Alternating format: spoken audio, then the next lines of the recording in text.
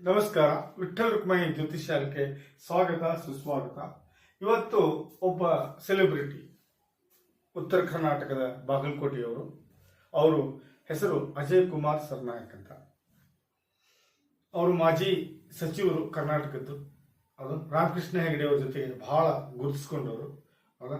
ಹಾಗಾಗಿ ಅವರು ರಾಮಕೃಷ್ಣ ಹೆಗಡೆ ಅವರು ತೀರಿ ಹೋದ ಮೇಲೆ ಅವರು ಕಾಂಗ್ರೆಸ್ನಲ್ಲಿ ಈಗ ಗುರುತಿಸ್ಕೊಂಡಿದ್ದಾರೆ. ನೋಡಿ ಸರ್, ಈ ಗ್ರಹಗಳ ಮೇಲೆ ಅವಲಂಬಿತವಾಗಿ ನಾನು ತಿಳಿದುಕೊಂಡಷ್ಟ ವಿದ್ಯೆಯನ್ನ ನಿಮ್ಮ ಜೊತೆಗೆ ಹಂಚ್ಕೊತಾ ಇದ್ದೇನೆ.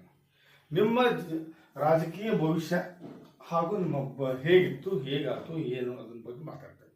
ಅದು ಬಿಟ್ರೆ ಇಲ್ಲಿ ಯಾವುದೇ ರೀತಿಯ ರಾಜಕೀಯ ಪ್ರೇರಿತ ನಾನಿಲ್ಲ. ಇಲ್ಲ, ನಾನು ಯಾವುದೇ ರಾಜಕೀಯ ಪಕ್ಷಕ್ಕೆ ಸೇರಿದವನೇ ಅಲ್ಲ. ನಾನೊಬ್ಬ ಜ್ಯೋತಿಷಿ. ಏನೋ ಅಲ್ಪ ಸ್ವಲ್ಪ ತಿಳ್ಕೊಂಡಿದ್ದನ್ನ ತಮಗೆ ವಿಶ್ಲೇಷಣೆ ಮಾಡ್ತೇನೆ. ತಮಗೆ ದಯವಿಟ್ಟು ಏನಾದರೂ ತಪ್ಪಾಗಿದ್ರೆ ದಯವಿಟ್ಟು ಕ್ಷಮೆ ಇರಲಿ. ಹಾಗೂ ತಮ್ಮಲ್ಲಿ ವಿನಂತಿ ಏನಂದ್ರೆ, ನಿಮ್ಗೆ ಲೈಕ್ ಆದರೆ 4 ಜನಕ್ಕೆ ಶೇರ್ ಮಾಡಿ ಹಾಗೂ ನೀವು ಮುಂದೆ ಇದನ್ನು ಮಾಡಿ. ಓಕೆ, ಬನ್ನಿ ನೋಡೋಣ ಈ ಜಾತಕದ ವಿಶ್ಲೇಷಣೆ. ಒಳ್ಳೆ ನಕ್ಷತ್ರ ಸ್ವಾತಿ ನಕ್ಷತ್ರ, ತುಲಾ ರಾಶಿ, ಕನ್ಯಾ ಲಗ್ನದಲ್ಲಿ ಜನನ, 1ನೇ ಮನೆ ಕನ್ಯಾ ಲಗ್ನ. ಸರ್ನಾಯಕ್ ಅವರೇ, ಸ್ವಾತಿ ನಕ್ಷತ್ರ ಬಹಳ ಒಳ್ಳೆಯದು, ದೊಡ್ಡವರು ನೀವು. ನೋಡಿ, 2ನೇ ಮನೆಯಲ್ಲಿ ಚಂದ್ರ. ನೋಡಿ, ಫಸ್ಟ್ ಕನ್ಯಾ ಲಗ್ನದ ವಿರೋಧಿಗಳು ಯಾರ್ಯಾರಂತ ಹೇಳ್ಬಿಡ್ತೀನಿ. 1 ಚಂದ್ರ, 2 ಕುಜ. ಇವರಿಬ್ರು ದೊಡ್ಡ ವಿರೋಧಿಗಳು ಕನ್ಯಾ ಲಗ್ನಕ್ಕೆ. ರಾಹುಕೇತು ಒಳ್ಳೆ ಜಾಗದಲ್ಲಿದ್ರೆ ಮಾತ್ರ ಒಳ್ಳೆಯವರು, ಕೆಟ್ಟ ಜಾಗಕ್ಕೆ ಬಂದ್ರೆ ಕೆಟ್ಟವರೇ. ಹೌದಾ? ಯಾವುದು ಕನ್ಯಾ ಲಗ್ನಕ್ಕೆ. ಹೌದಾ? ಹಾಗಾಗಿ ಇವರು 2ನೇ ಮನೆಯಲ್ಲಿ ಚಂದ್ರ ಬಂದ. ಹಾಗಾಗಿ ನಿಮ್ಮ ಮಾತು ಚಂದ ನಿಮ್ಮದು, ನೋ ಡೌಟ್. ಆದರೆ ಸಂಬಂಧಗಳು ಹಾಳಾಗ್ತವೆ. ಗಂಡ ಹೆಂಡತಿ ಇರ್ಬೋದು, ತಂದೆ ಮಕ್ಕಳು ಇರ್ಬೋದು, ಇಲ್ಲ ಪಬ್ಲಿಕ್ ಲೈಫಲ್ಲಿ ಸ್ವಲ್ಪ ಸಂಬಂಧ ಹಾಳು ಮಾಡ್ಕೊತೀರ. ಅತಿ ನಮ್ಮದವರೇ ನಿಮಗೆ ಮೋಸ ಮಾಡ್ಕೊ ಹೋಗ್ಬಿಡ್ತಾರೆ ಕೊನೆಗೆ. ಯಾಕಂದ್ರೆ ಚಂದ್ರನಿಂದ ಈ ಕೆಲಸ ಆಗುತ್ತೆ. ನೀವು ಭಾಳ ನಂಬಿರ್ತಾರೆ, ಇವ್ರು ನನಗೆ ಇಲೆಕ್ಷನ್ ಅಲ್ಲಿ ಭಾಳ ಹೆಲ್ಪ್ ಮಾಡ್ತಾರೆ ಡೆಫಿನೆಟ್ಲಿ ಅಂತೀರ, ಅವರೇ ನಿಮ್ಗೆ ಮೋಸ ಮಾಡ್ಬಿಡ್ತಾರೆ. ಯಾಕಂದ್ರೆ ಚಂದ್ರ ವಿರೋಧಿ. ಅವನು 2ನೇ ಮನೆಯಲ್ಲಿ ಬಂದ್ರೆ ಸಂಬಂಧಗಳು ಹಾಳು ಮಾಡ್ತಾರೆ, ದುಡ್ಡು ಹಾಳು ಮಾಡ್ತಾರೆ. ಹೌದಾ? ದುಡ್ಡು ನೀವು ಬಹಳ ಕಳ್ಕೊಂಡಿದ್ದೀರಾ ನಂಬಿ ನಂಬಿ ನಂಬಿ. ಆದರೆ ನಿಮ್ಮ ನಂಬಿಕೆಗೆ ನಿಮ್ಮ ಮಿತ್ರರಲ್ಲೇ ದ್ರೋಹ ಬರೀತಾರೆ. ಯಾಕಂದ್ರೆ ಬಿಕಾಸ್ ಆಫ್ ಚಂದ್ರ. ನೋಡಿ, 3ನೇ ಮನೆಯಲ್ಲಿ ಶಪಿತ ದೋಷ ಆಗಿದೆ, ಶನಿ ಮತ್ತು ರಾಹು. ಇದಕ್ಕೆ ನಾವು ಶಪಿತ ದೋಷ ಅಂತ ಕರಿತೀವಿ. ನಿಮಗೆ ಯಾವುದೇ ಕೆಲಸವೂ ಈಸಿಯಾಗಿ ಆಗಲ್ಲ.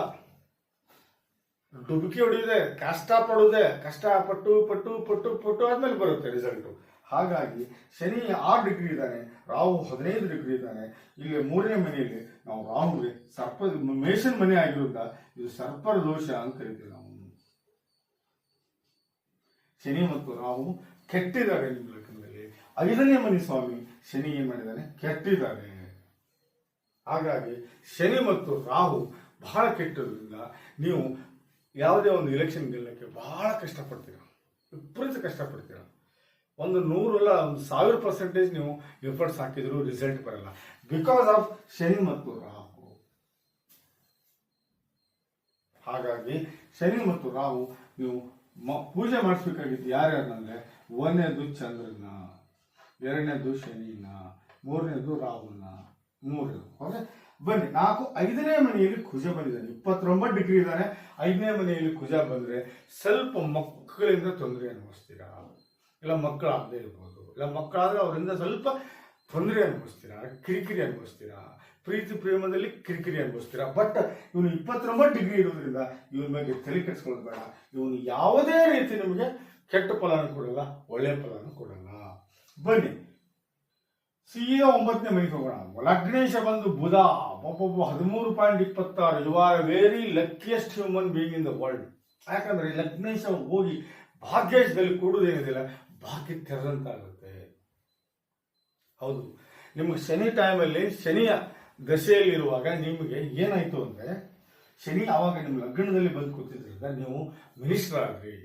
ಬಹಳ ವರ್ಷ ಇರಲಿಲ್ಲ, ಸಡನ್ ಆಗಿ ರಿಸೈನ್ ಮಾಡಿದ್ರಿ because of Ramakrishna Hegde. But ನಿಜವಾದ ಟೈಮ್ ಯಾವಾಗ ಬಂದಿತ್ತು ಅಂದ್ರೆ ನಿಮಗೆ 2002ರಿಂದ ಸ್ಟಾರ್ಟ್ ಆಗಿದೆ ಒಳ್ಳೆ ಟೈಮ್. ಬಟ್ ಇಲ್ಲಿ ಏನ್ ಪ್ರಾಬ್ಲಮ್ ಆಗಿದೆ ಅಂದ್ರೆ ನೋಡಿ 7.58 ಇದ್ದಾನೆ ಯಾರು ಸೂರ್ಯ.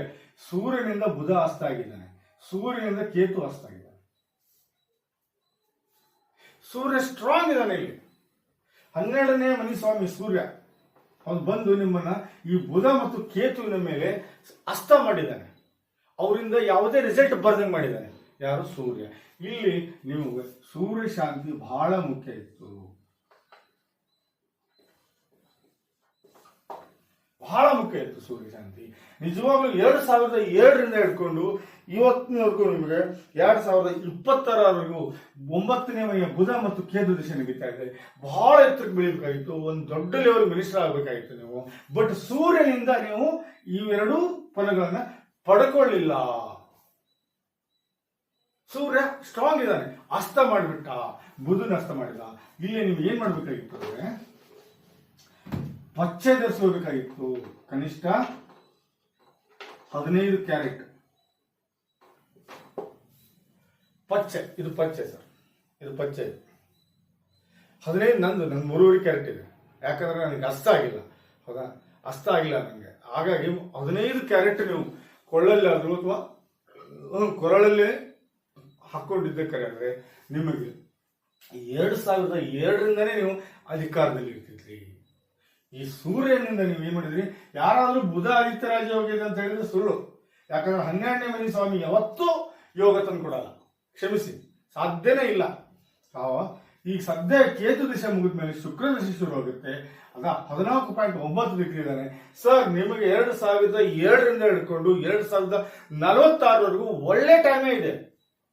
ಹೌದು, ಒಳ್ಳೆ ಟೈಮೇ ಇದೆ. ನೀವು ಯಾಕೆ ಸಕ್ಸಸ್ ಹೊಂದಿಲ್ಲ ಅದಕ್ಕೊಂದು ರಿಸಲ್ಟ್ ಹೇಳ್ತೀನಿ ನೋಡಿ.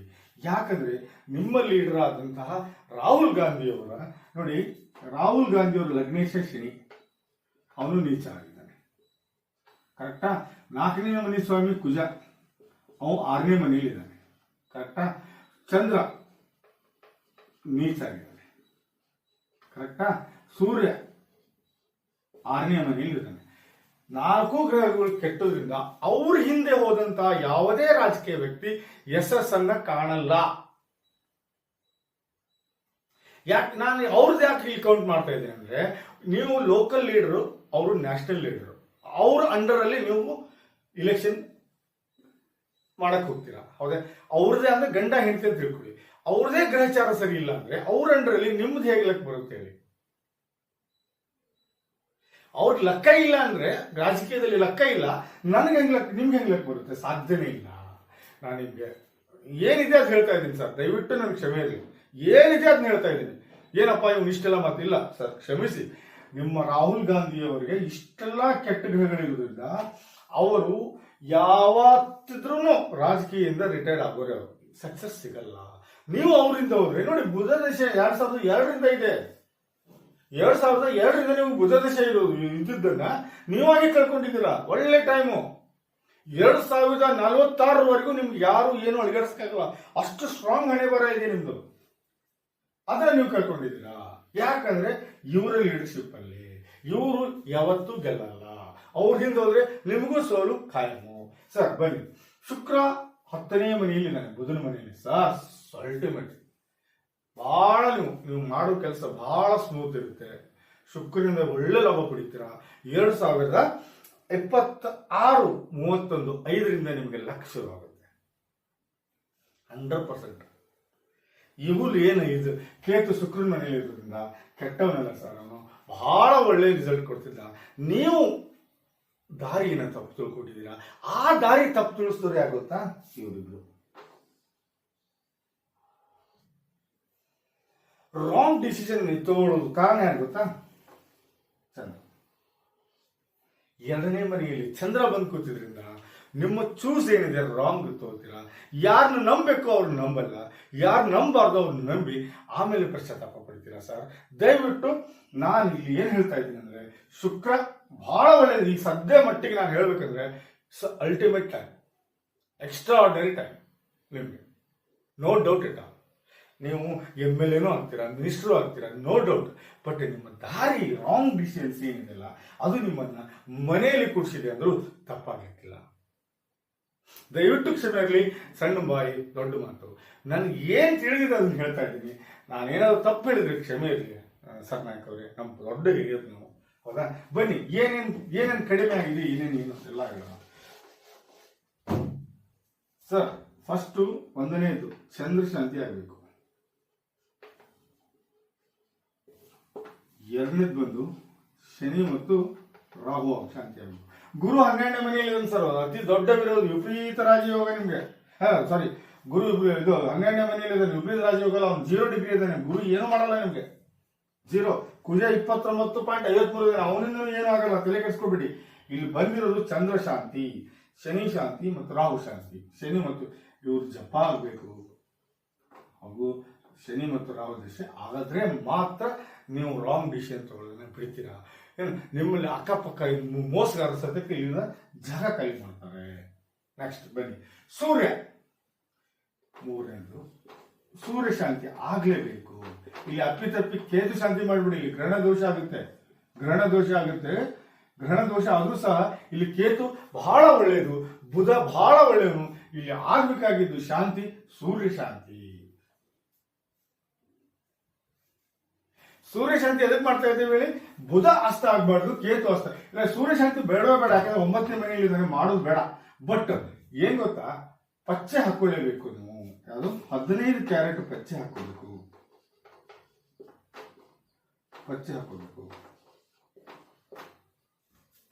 ಪಚ್ಚೆ ಹಾಕೊಂಡಿದ್ದಕ್ಕೆ ಆದ್ರೆ ನೀವು ಬಹಳ ಬುಧ ಸ್ಟ್ರಾಂಗ್ ಆಗ್ತಾನೆ, ಭಾಗ್ಯ ನಿಮ್ಗೆ ತೆರೆಯುತ್ತೆ.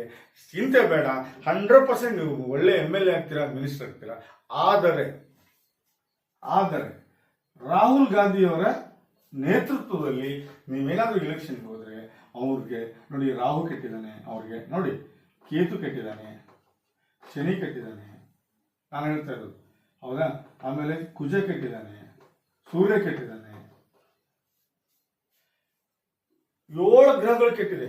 ನನ್ನ ವಿಡಿಯೋದಲ್ಲಿ ಇದೆ, ನಾನು ಹಾಕ್ತೀನಿ ನೋಡಿ ಸರ್. ರಾಹುಲ್ ಗಾಂಧಿ ಅವರ ವಿಶ್ಲೇಷಣೆ ಈಗ ಕಳಿಸ್ತೀನಿ, ಅದನ್ನು ನೋಡಿ. ಅವ್ರ ಹಿಂದೆ ನೀವು ಹೋದ್ರೆ ನಿಮಗಿರೋ ಭಾಗ್ಯ ಬುಧ ಮತ್ತು ಕೇತು ಮತ್ತು ಶುಕ್ರ ಇವು ವೇಸ್ಟ್ ಆಗುತ್ತೆ. ಹೌದು, ನಿಮ್ಮ ಜಾತಕದಲ್ಲಿ ಯೋಗಗಳಿವೆ, ನೀವ್ಯಾಕೆ ಅದನ್ನ ಹಾಳು ಮಾಡ್ಕೋತೀರಾ? ದಯವಿಟ್ಟು ಬೇಡ, ಆ ರೀತಿ ಕೆಲಸ ಬೇಡ. ಯಾಕಂದ್ರೆ ನೀವು ರಾಹುಲ್ ಗಾಂಧಿಯಿಂದ ಹೋದ್ರೆ ನಿಮ್ಮ ಲಕ್ಗೆ ಹೊಡೆತ ಕೊಡುತ್ತೆ. ನಿಮ್ ಸದ್ಯ ಕೇತು ದಶೆ ನಡೀತಾ ಇದೆ, ಕೇತು ದಶೆ 9ನೇ ಮನೆಯಲ್ಲಿ ಸೂಪರ್ ಎಕ್ಸ್ಟ್ರಾರ್ಡಿನರಿ, ಕಣ್ಣು ಮುಚ್ಚಿ ಗೆಲ್ತೀರಾ. ನೀವು ಗೆಲ್ಲಿಲ್ಲ ಅಂದ್ರೆ ನಾನು ಬಿಟ್ಟೇ ಬಿಡ್ತೀನಿ ಜ್ಯೋತಿಷ್ ಹೇಳೋದು. ಬಟ್ ರಾಹುಲ್ ಗಾಂಧಿ ಹಿಂದೆ ಹೋದ್ರೆ ನೀವು ಗೆಲ್ಲಲ್ಲ. ಯಾಕಂದ್ರೆ ನಿಮ್ ಲೀಡರೇ ಪ್ರಾಪರ್ ನಸೀಬ್ ಇಲ್ಲ, ಅವ್ನಿಗೆ ಹಣೆ ಬರ ಇಲ್ಲ ಅಂತವ್ನಿಂದ ಹೋದ್ರಿ ನೀವ್ಯಾಕೆ ಕೇಳ್ಕೊತೀರಾ ನಸೀಬನ್ನ ಅಂತ ಹೇಳ್ತಾ, ಒಳ್ಳೆ ಜಾಗದಲ್ಲಿ ಸೂಪರ್ ಎಕ್ಸ್ಟ್ರಾರ್ಡಿನರಿ. ನನಗೆ ಬಹಳ ಲೇಖಾತಿ ಈ ಜಾತಕ. ಬಟ್ ಎಲ್ಲಾ ಜಾತಕನು ಒಂದೊಂದು ಶಾಂತಿ ಇದ್ದೇ ಇರುತ್ತೆ. ದಯವಿಟ್ಟು ತಾವು ಶನಿ ಮತ್ತು ರಾಹು ಶಪಿತ ದೋಷ ಇದೆ, ಅದನ್ನು ನೀವು ಮಾಡಲೇಬೇಕು. ಹಾಗೂ ಚಂದ್ರ ಶಾಂತಿ ಮಾಡಲೇಬೇಕು. ಕುಜ ಮತ್ತು ಗುರುನ ಅವಶ್ಯಕತೆ ಇಲ್ಲ, ಯಾಕಂದ್ರೆ ಡಿಗ್ರಿ ವಯಸ್ಸು ಕಡಿಮೆ ಇದ್ದಾರೆ. ಪಚ್ಚ 15 ಕ್ಯಾರೆಟ್ ಹಾಕೋಬೇಕು. ಕೇತು ನಾನು ರೆಫರ್ ಮಾಡಲ್ಲ. ಆಕ್ಚುಲಿ ರಾಹು ಕೇತುದು ಗೋಮೇದ ಆಗಲಿ ಏನಾಗಲಿ ಹಾಕೋಬಾರ್ದು ಅಂತ ನನ್ನ ಅಭಿಪ್ರಾಯ. ಆರೋಗ್ಯದಲ್ಲಿ ಹೊಡೆತ ಕೊಡುತ್ತೆ. ಬಟ್ ಬುಧನ ನೀವು ಹೆಚ್ಚಿಸ್ಕೊಂಡಿದ್ದಕ್ಕಾದ್ರೆ ನಿಮ್ಮ ಭಾಗ್ಯ ಹೆಚ್ಚುತ್ತೆ, ರಾಜಕೀಯದಲ್ಲಿ ಬಹಳ ಮುಂದೆ ಬರ್ತೀರಾ, ಅಲ್ಟಿಮೇಟ್ ಎಕ್ಸ್ಟ್ರಾರ್ಡಿನರಿ ಅಂತ ಹೇಳ್ತಾ ಈ ಜಾತಕದ ವಿಶ್ಲೇಷಣೆ ಮುಗಿಸ್ತಾ ಇದ್ದೀನಿ. ತಮಗೆ ಲೈಕ್ ಆದರೆ ದಯವಿಟ್ಟು 4 ಜನಕ್ಕೆ ತಿಳಿಸಿ ಹಾಗೂ ನನ್ನನ್ನು ಪ್ರೋತ್ಸಾಹಿಸಿ ಅಂತ ಹೇಳ್ತಾ ಈ ಜಾತಕದ ವಿಶ್ಲೇಷಣೆ ಮುಗಿಸ್ತಾ ಇದ್ದೀನಿ. ನಮಸ್ಕಾರ.